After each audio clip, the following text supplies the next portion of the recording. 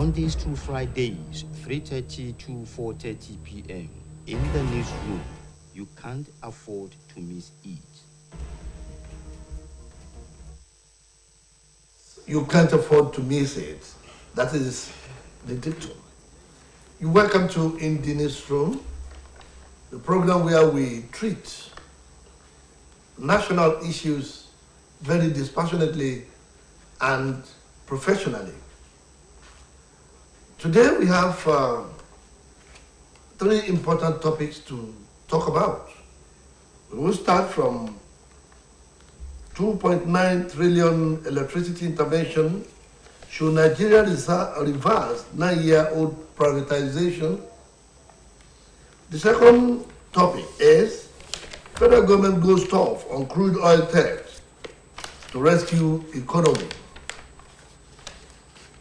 $418 million refund. Governors to AGF. Malami, your action fraudulent. Yes, those are the topics that will feature in today's edition of In the Newsroom. Babatunde Bolatito is my name, and I have two gentlemen of the press who are already seated here. To my immediate right is Adeboye Popola. Adeboye, you are welcome to the program. Thank you, Tunde Bolatito. We thank God.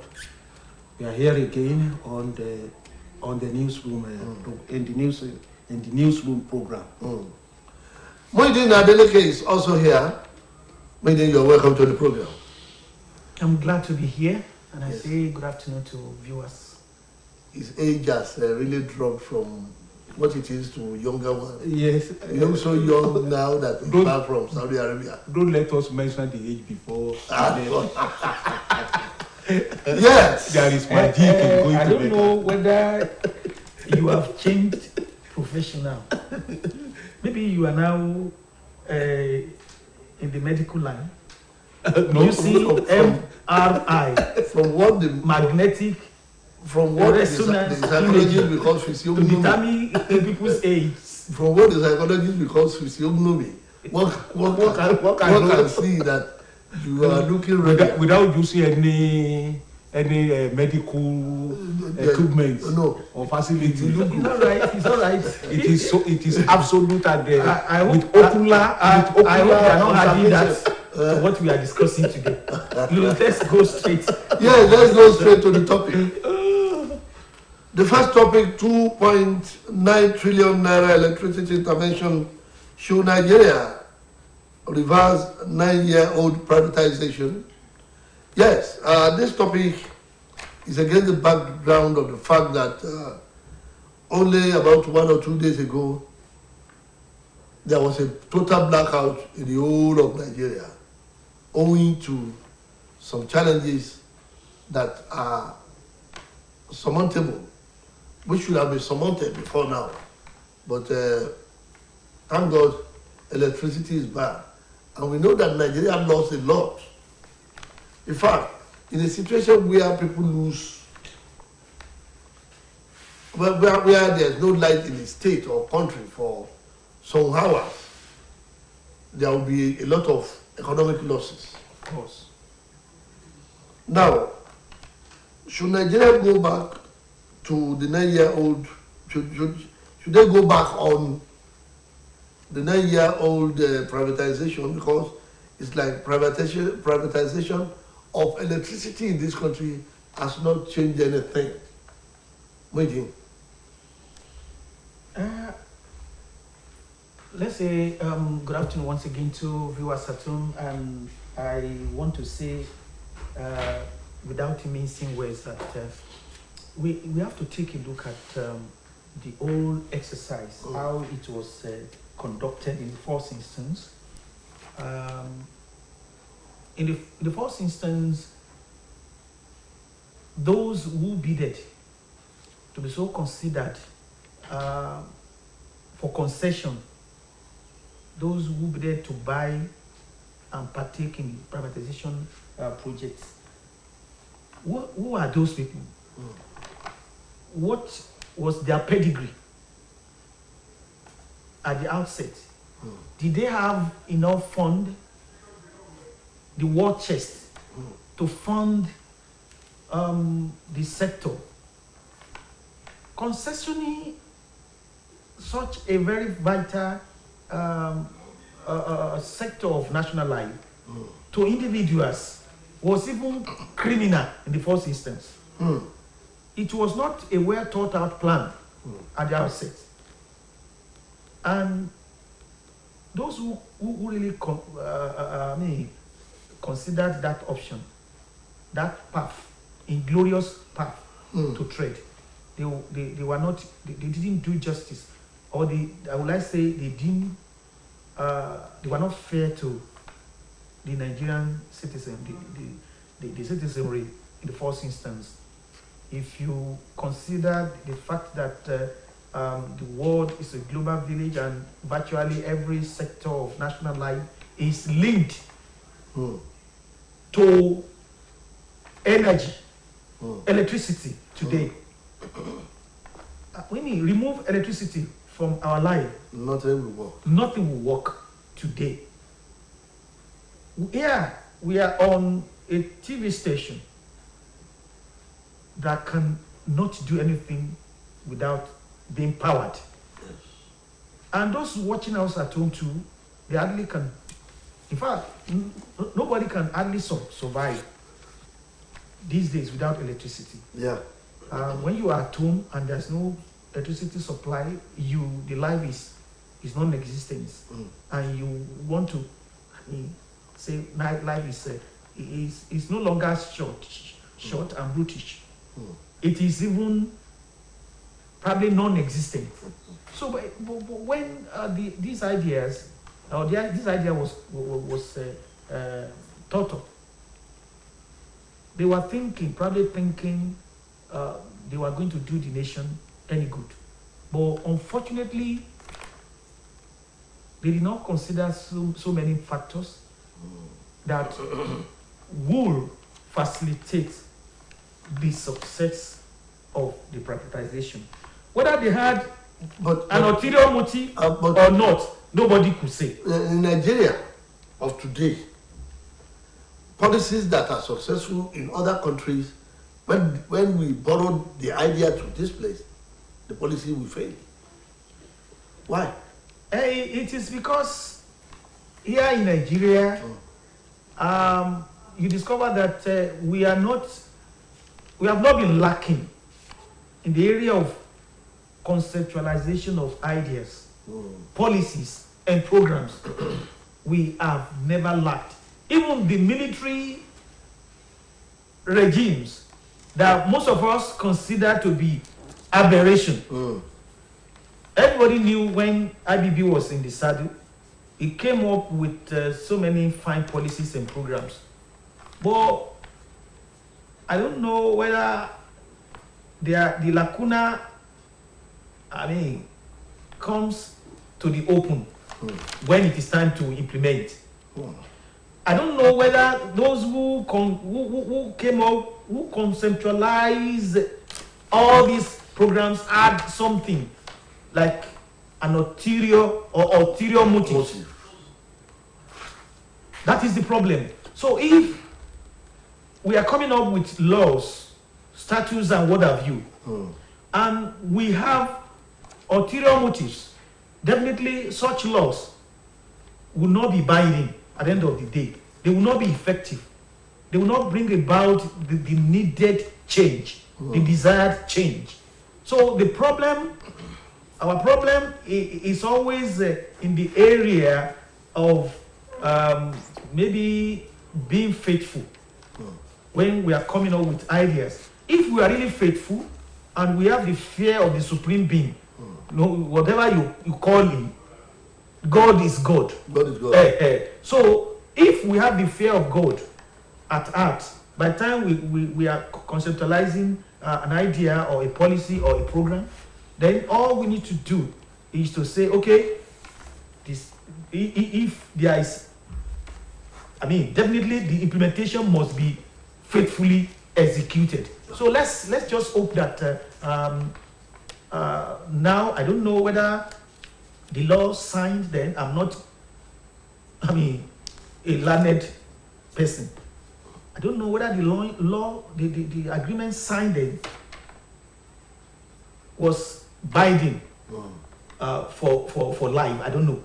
Whether it was a live agreement. One cannot tell, but but the first thing remains that the option. the best option. Imagine, like the government still want to inject money for something that That has been sold off. That has been sold off. So where is that done? If these people knew from the outset that they won't be able to effectively manage the sector to the benefit of the entire citizenry, they shouldn't have dabbled into it in the first instance. Yes, Akokola, make your own contribution. You see, when you take a look at this issue, a lot of questions Will come up. will be asked by any reasonable person contributing into this debate. Now, the first question is, what is privatization in the first instance?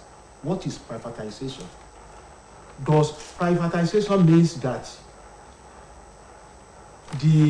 all the electricity generation, distribution, as it were, are outrightly, have been outrightly, sold off to a private individual that owns the faith today or claimed to be owner of the plants today. Now, another question is, how does the electricity generation distribution be handled in other civilized climes? Now, let me stop at that first question. At those three questions. Now, privatization. Before one could, effectively say anything on it, one will have to note or see the terms of the agreements between the federal government and those individuals or companies that purchase or take over the business. Because in taking over, as far as company is concerned, there must be a term, and that the terms agreed upon will settle whatever occurrence, contingency issues that may crop up in the future. As far as privatization is concerned, since the terms of agreement have not been made known to Nigerians, so one will never say that the idea or the privatization and the money the federal government is being contemplated or being contemplated of injecting into the business is either illegal or illegal. Now, the issue of what is the situation of electricity generation and distribution before the idea of privatization came up in those days. I'm very sure if the government has been effective in managing the business, there shouldn't have been a need for privatization. It means that the handling of the companies by the government then is a failure, and this made the government to think that if it goes to the private hand, maybe the management, they could succeed in the effective management of the resources. Now, come to another question: how does the electricity generation be handled in other civilized countries? I'm very sure that if private individuals have not been involved in electricity generation and distribution in other climes. Maybe that idea should not have even cropped up in Nigeria. But having studied what was the situation in other countries then, maybe that informed the idea of, allowing these businesses to go into the hand of individual who could take over it, who have financial muscles, integrity, expertise, dexterity, and so on and so forth to manage the company. Now, as Alhaji, as Muhyiddin, alleged, is it a criminal to hand over government establishment? Is it a crime? Is it criminal to handle government business like electricity generation and distribution to a private or to private individuals? To my mind, it is not criminal and it is not a crime. It's a policy. It is a policy that could be reversed. The thing is not, given to them, in perpetuity. If they cannot perform, it means that the policy will be reversed. Well, but the purpose for which the electricity was bequeathed to them, yes, when it was discovered that they are not being sincere or that it's not the government handling of the project was not successful, and the private ownership too is even worse. Now I don't see anything wrong with the federal government to review that policy. And part of reviewing, I think, is the money being contemplated of which the federal government had already injected into it. Like the question is this: when the companies are in the hand of private individuals, do the profits being generated from the establishment remitted to government coffers? I don't think the answer is, I mean, to me, once something is sold off, it is sold off. We might not say sold off. The electricity generation and the electricity companies in Nigeria cannot be sold off. Okay. With the terms of, though I'm not what cannot be exact about the policies? Yes, and I'm not privy to the terms. Yeah, but but a company like electricity generation and distribution cannot be sold off by any government, because there should be a way, because government will still have shares. Are you getting what I'm saying? Government will still have shares in those companies. It will be able, it will be even be illimitable if the government. It will be illimitable if the government, doesn't have shares in that company, and somebody will say that he will take it.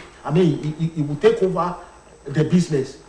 In the history of company, being taken over, there is always a time, because those in hands, those who controls the business in the initial stage will not say, okay, we give everything to you.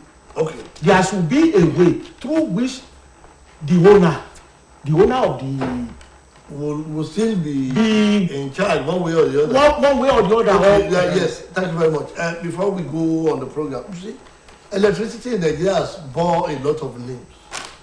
Those days it was ECN, Electricity Company of Nigeria. Yes. Before it became the National Electric Power Authority. Yes. And that National Electric Power Authority was given a lot of interpretations. Yes. Never expect power always. And many others like that. That was when NEPA was sinking into the abyss of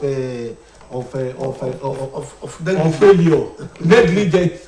Now, before we go on this topic, do you think there is a way out?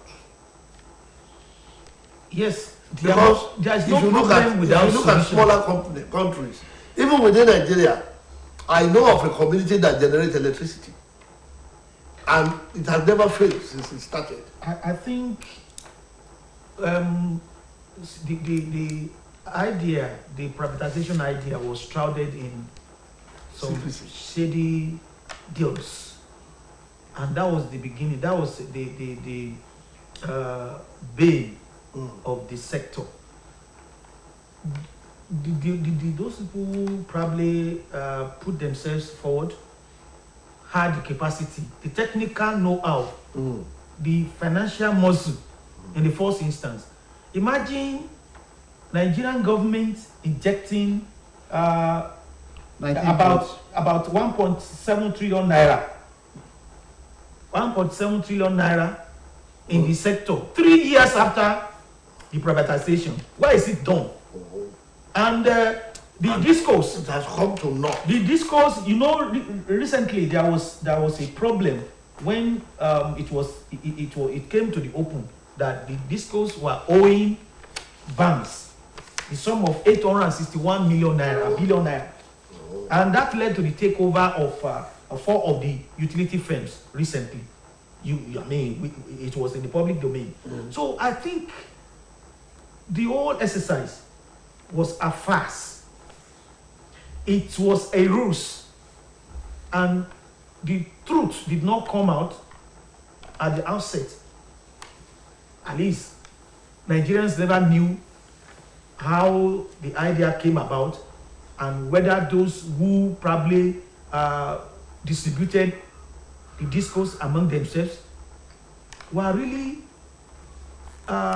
efficient. What would I say? They had the technical know-how and financial muscle. That is war chest. Financial muscle to be able to operate those discourse successfully. You can't even imagine.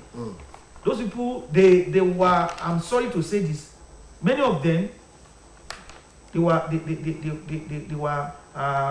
attracted by the prospects of getting money, and yes, getting money from the system, and they never thought about how to sustain. Yes. In the first instance, the infrastructures were failing. As at the time, as at when PHCN was unbundled, the infrastructures were already failing, just like our refineries that have now become obsolete and unserviceable. And if that one could go almost moribund, the electricity in this country had better watch it. So All of us had better watch it. you can imagine when you don't have the infrastructures to generate, not alone transmitting and then distributing. So in those 3 areas, key areas, I think we have been lagging behind. And if you are not generating enough, and then even the transmission is also malfunctioning, it is not done effectively, what do you expect from the discourse? What can they do? Imagine, we all know that for Nigeria to have uninterrupted electricity supply, we need at least 30,000 megawatts. I would have to compare our country. Saudi, we started our rolling plans. Nigeria and Saudi Arabia started at the same time. But go and check the records of the Saudis and some other countries like that. They have gone far ahead. Far. And it's unfortunate that we claim to be educated. We claim to have the expertise and the knowledge, the know-how. But unfortunately, beneath all those claims, we have ulterior motives. And that is our undoing. Okay. And until we jettison the ulterior motive behind our actions and inactions, then we will never make a headway in this country, God forbid. Okay, thank you very much. Let's go to the second topic. Our time is fast spent, and we have to move on. The second topic on the program is this. federal government goes tough on crude oil theft to rescue the economy. The economy of Nigeria is resting or is built on the foundation of petroleum, and that has been for a very, very long number of years. And up to this moment, it is still built on crude oil. Now, there have been a lot of criminal activities going on in the petroleum sector. Bunkering here and there, oil theft, and so on and so forth. And all these gathered together are sabotaging the economy, are ways of sabotaging the economy. Let me start from Popola this time around. Federal government going tough on oil theft now, when when it has been happening for long, but now that it is telling on the economy, the federal government now begin to act. Do you see it as timely or not? You see, the first question you will ask is, why is it that it is under this regime that oil theft, crude oil theft, is ravaging the economy? Why is it that the crude oil theft is aggravating or has aggravated to a situation where it is turning on the economy?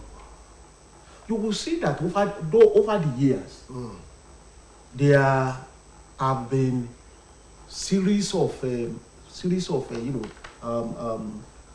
thefts in Nigeria. Serious cases of oil thefts in Nigeria. But under this government, it is alarming. It is due to lack of control, or it will also be blamed on the federal government inability to manage the economy of the country with required patriotism. When you begin to make friends with people of shady characters, your integrity will be impinged upon. That is what we are witnessing now. Some of those who involved in bunkering are either people who are at the corridor, who hang at the corridor of power, or those who are connected to those that are the corridor of power. You and I, you cannot go into oil pipe vandalization without being connected to those who understand the way the pipe is fixed, and without knowing the market to dispose whatever you steal.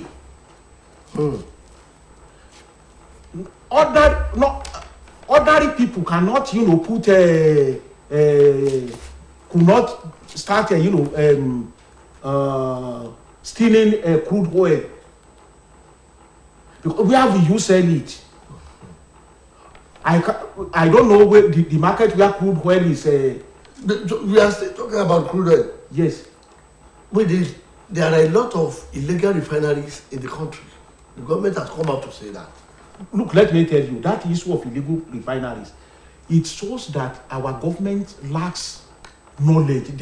You see, when crime is being perpetrated, a good government who has the expertise, the capacity to rule, will study. We are talking of, we don't have refineries in Nigeria, and we have people who refine it any longer, and we talk of people who refine locally.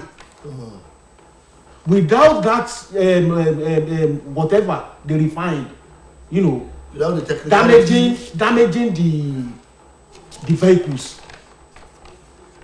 So why can't, at times in the US they do it, we have criminals. When you arrest them, you interview them.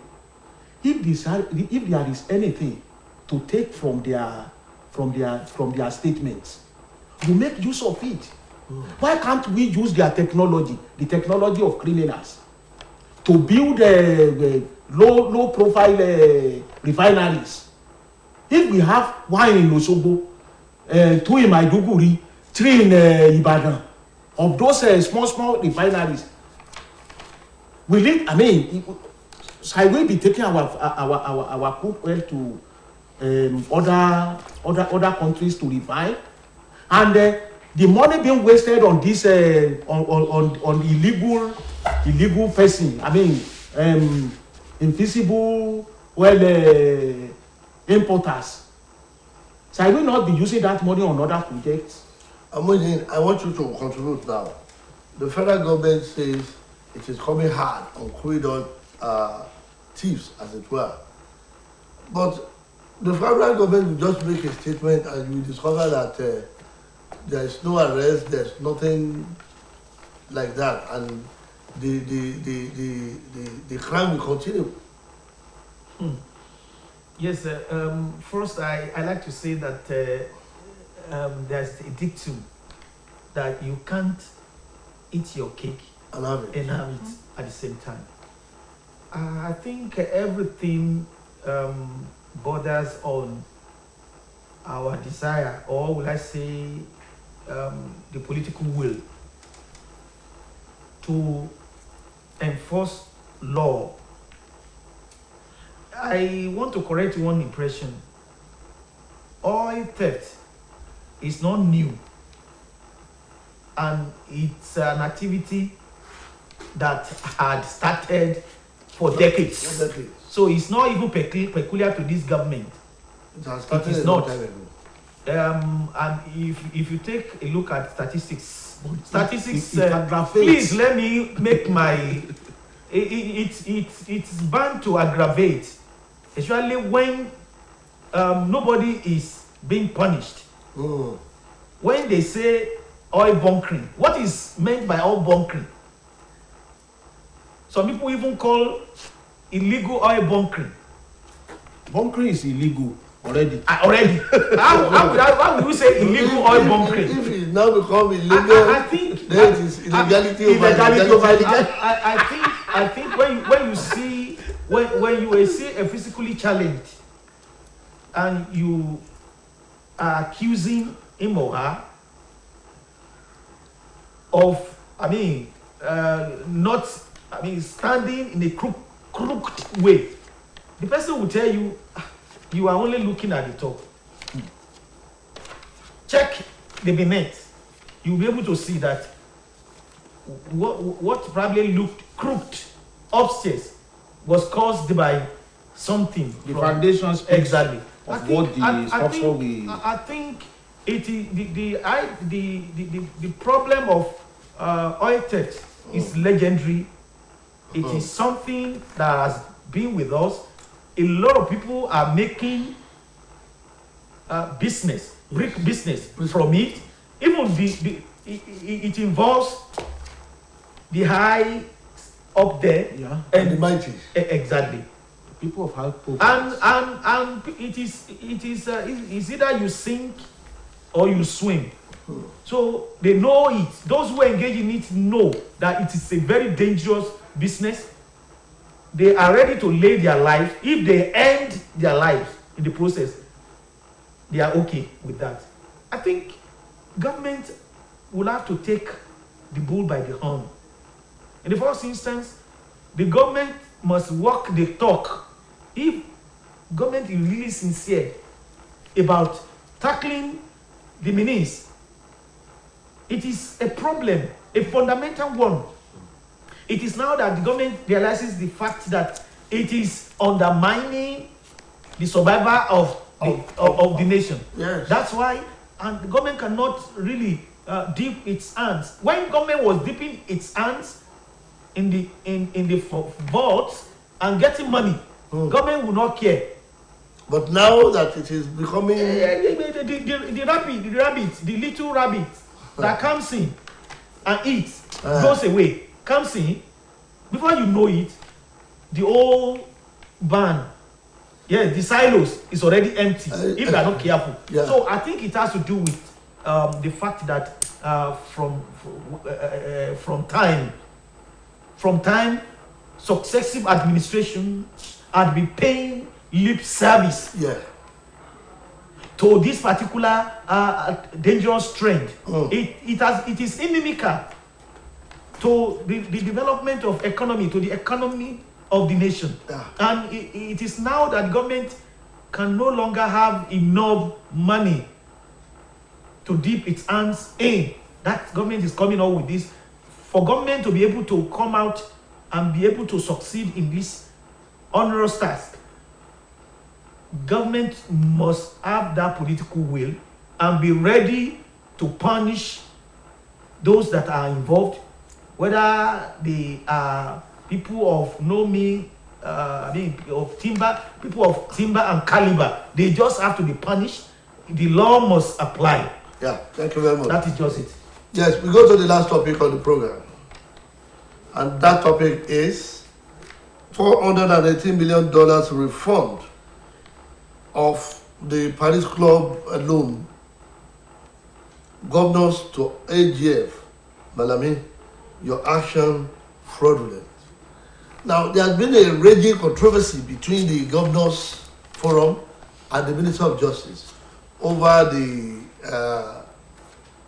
refund of the $418 million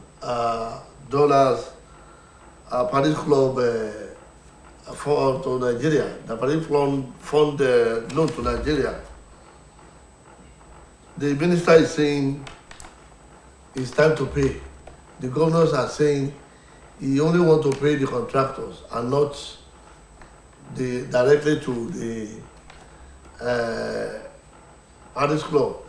Be that as it may, one question that is being raised there is, whose interest is Malami serving? Paris Club, Nigeria, and or the federal government? Now, when you take a look at it, this issue of the payment to, it is not even contractor but the consultants. Consultants. Now, yes, consultants. The history of the money is this. I was a misappropriation. No. Now, the history of this payments is like this. When the federal government of Obasanjo discovered that the debt the country borrowed from Paris Club was overpaid, and it will be difficult for Nigeria then to retrieve, to even meet up with the payments, the exact money borrowed, because all along, even the interest accrued to the loan then was even more than what was borrowed under the military government. You see, negotiations started. The company or the consultants that Nigeria used then, according to Malami, and according to what happened later, were claiming the federal government engaged the consultants to negotiate the debt, and they settled. And the Paris Club decided to make certain refund to Nigeria from the money paid, or the money considered to be overpaid, maybe through the interest, through the intervention of the negotiators. The negotiator then agreed with the federal government that certain or maybe percentage will be paid to them. Now, when the money, has been paid and is being accumulated into the central bank, the state government, because there is the state government then made commitments, very percentage in the repayments. It was what each state paid in excess that each of the states made claim to when Buhari came. And the consultant now came up to claim their own benefits from what was, repatriated from Paris to Nigeria. The governor themselves set up among them committee that negotiated with the consultants. The consultant now, they agreed on percentage to be paid. There was a time when they were nonchalant to the payment, the consultants brought legal action against them, and they agreed to settle out of court. And later they get a consent judgment on the issue. Later, the state governors themselves, they made certain payments to the contractors from what they agreed upon. I think the balance that will be paid to the contractor is $418 million US. The consultant now is claiming the balance of what is due to it. And the Attorney General is the mouthpiece. The Attorney General should be the mouthpiece because his office defended the state governors and the federal government in court. And the Attorney General of the Federation is in a position to advise the federal government on whether this money should be paid or not. Okay. And the Attorney General is now saying that we have a judgment, we have a consent judgment on this issue. That nothing should, I don't know who those consultants, who they are, that the payment of this money is due. The state governors are now saying that, look, we cannot we can't pay the money, or we should defer the payment. So this is what is happening now. The pertinent question now is, for how long will the state governors delay the payment? Another question is, has Attorney General of the Federation been faithful to the terms resulting in the amounts that the state and federal government should pay to the consultants? Now we can also ask, who advised the governors to consent to settlement out of court? If it is the Attorney General, if it is Madame, we can now question the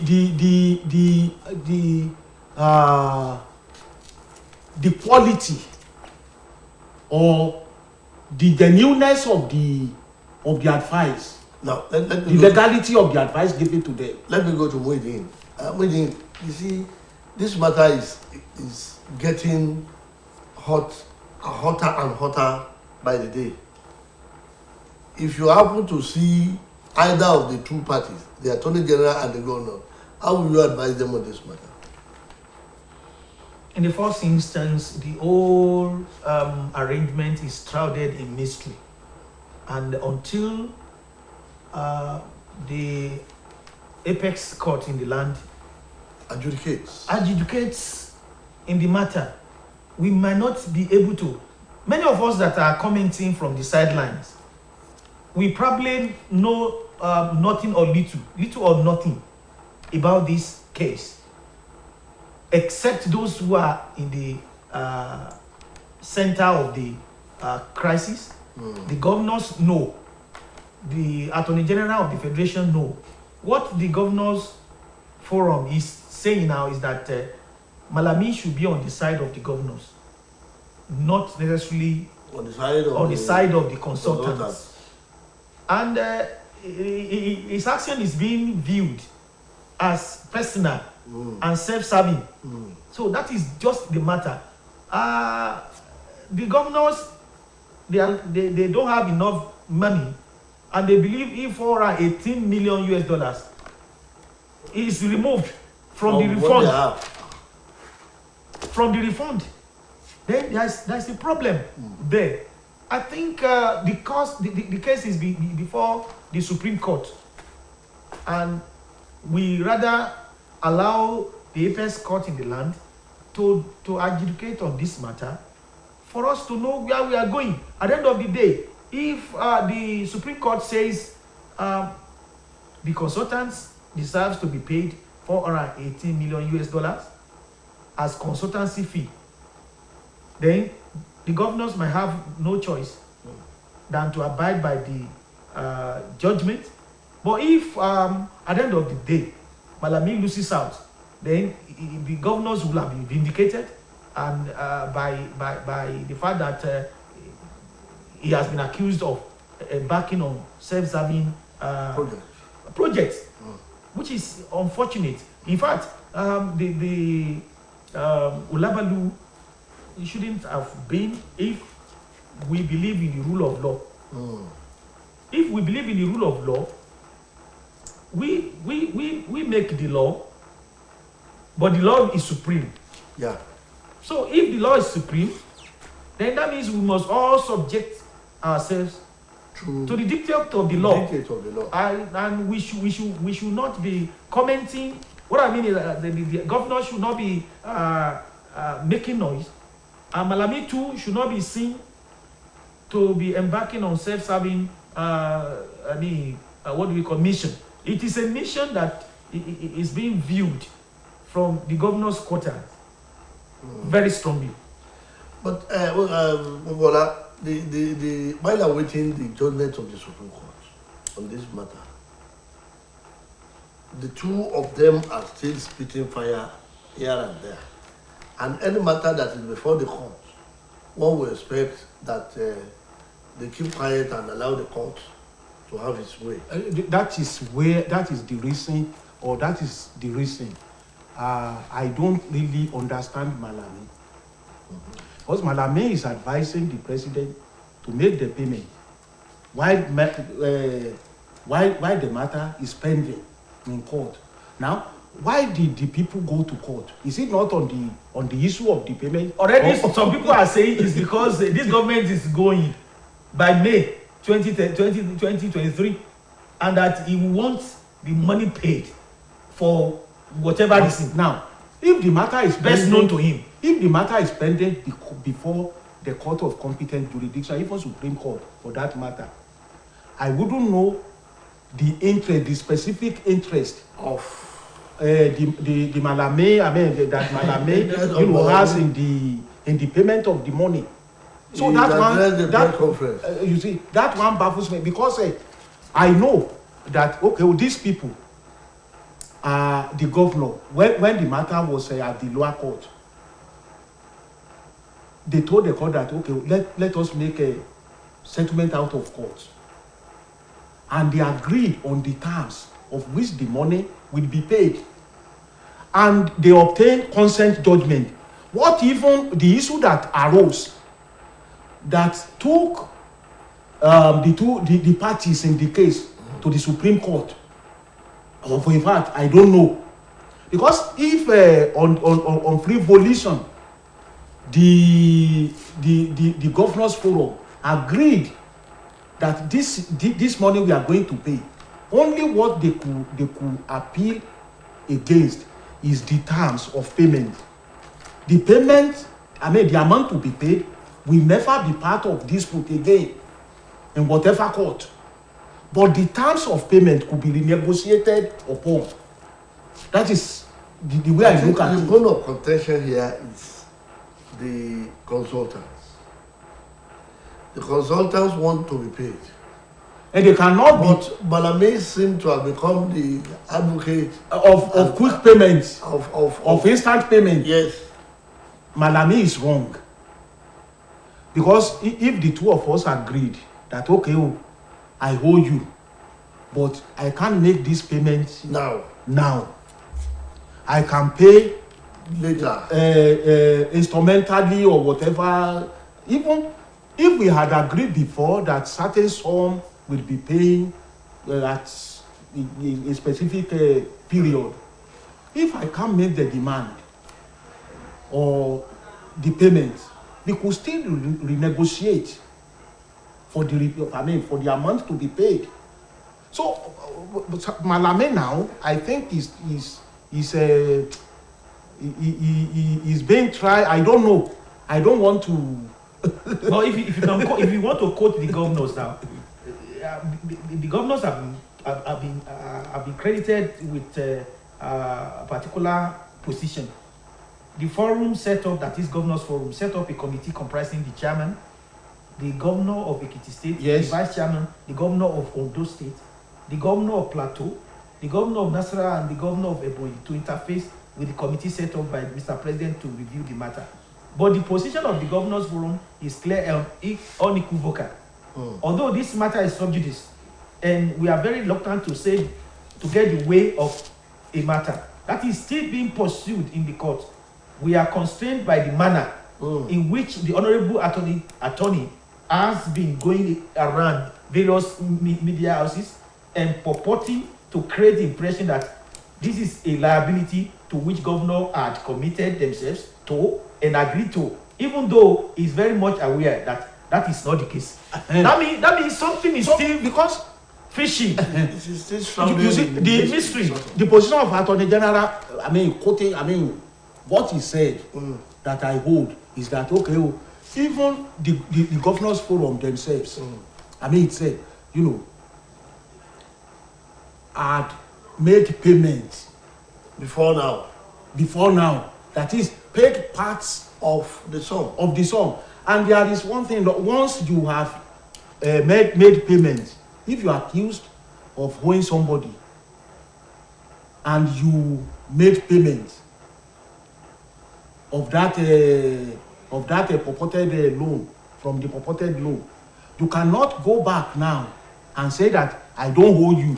So, but what is owed? What the governors owe is what I don't know. The amount. The governors added that the Attorney General's interest in the issue, are quoting the governors forum, will ultimately become clear when this matter is fully addressed in the law court. So let us leave it at that. You see, and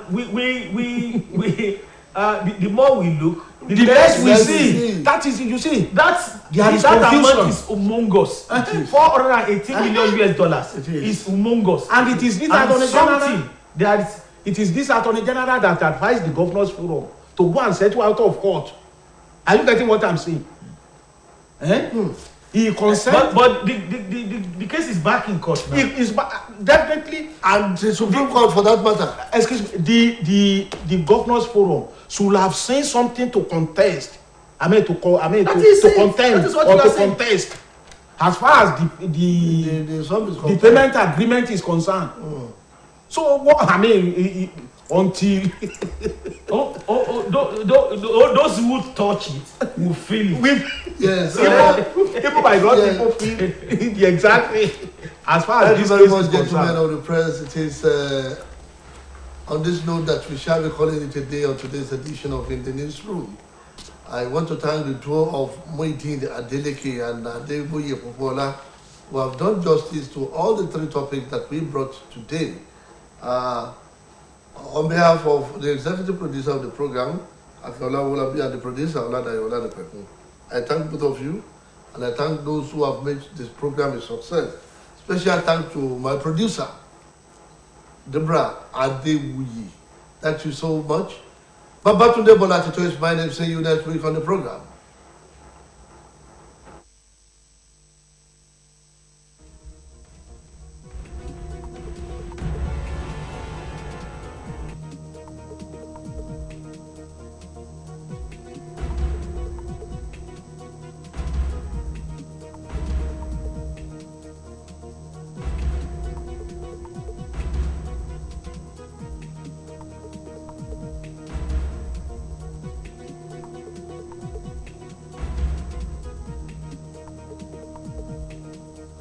Mondays through Fridays, 3:30 to 4:30 p.m. In the newsroom, you can't afford to miss it.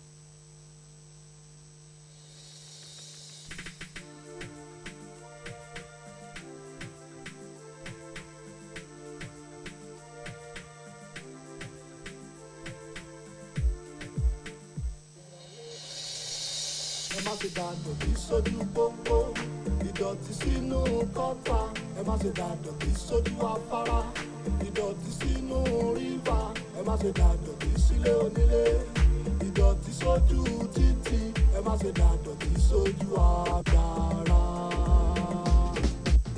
Ẹ jẹ́ ká ṣàmì lọ́dún èyí a ò ní rí ìjà omi.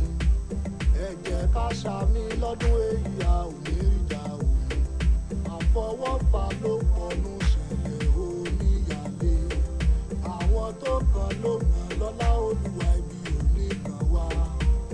Ìkìlọ̀ rẹ o everybody ẹ wá gbọ́ òwe. Ìkìlọ̀ rẹ o everybody ẹ wá gbọ́ òwà. Ṣé ti gbọ́?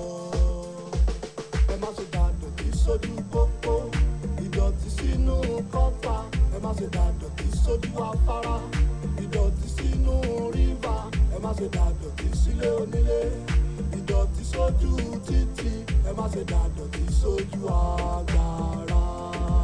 Ọ̀gbẹ́ni káftó ńlá gbogbo, ìgbọràn ló sàn jẹ́ bọ́lọ́, ẹ jẹ́ ká jọ ṣe, mo wí ọrùn mi mọ́, tẹlifíṣàn ké tantan.